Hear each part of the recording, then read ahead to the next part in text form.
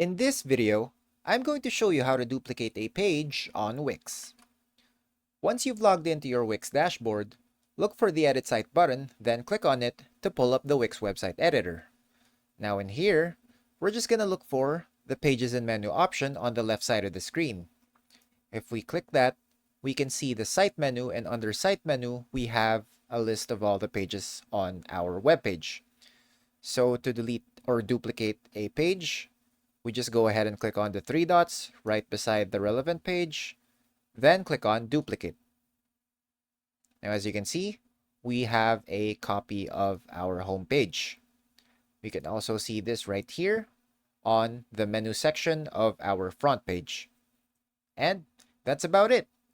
That's how you duplicate a page on Wix.